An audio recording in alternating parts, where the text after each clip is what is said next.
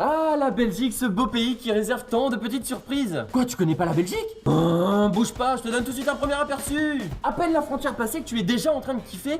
Plus de péage, de belles voitures sur les routes et... Oh, les autoroutes sont éclairées. C'est quand même super appréciable. Il paraît même que c'est le seul réseau autoroutier au monde à être visible depuis la lune en pleine nuit pour te dire. Mais plus tu roules et plus tu commences à comprendre pourquoi ces routes sont éclairées en fait. Tu as des trous dans la route comme ça.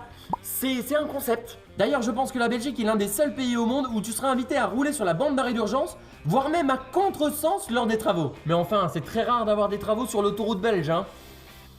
Enfin rare, tout est relatif après tout. Ce qui est bien avec les travaux belges, c'est que tu sais quand ils commencent, mais jamais quand ils terminent. Bon après, si tu veux éviter tout ça, tu as toujours la SNCB. Là, je te rassure, en tant que Français, tu ne seras pas dépaysé. Hormis le fait que tu ne doives pas composter ton billet avant de monter dans le train, les trains en Belgique sont tout aussi en retard qu'en France, et les grèves tout aussi pénibles. Ah, ça fait du bien d'être comme chez soi. Mais comment ne pas parler de la bonne bière belge quand on parle de la Belgique? Les Belges consomment 100 litres de bière par personne et par an, contre 32 en France.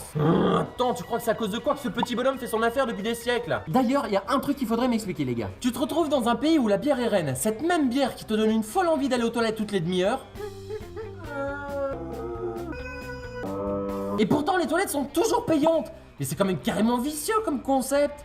50 centimes? Bah dis donc, ça fait cher les 3 gouttes, hein. Précisons quand même que l'abus d'alcool est dangereux pour la santé, à consommer avec modération.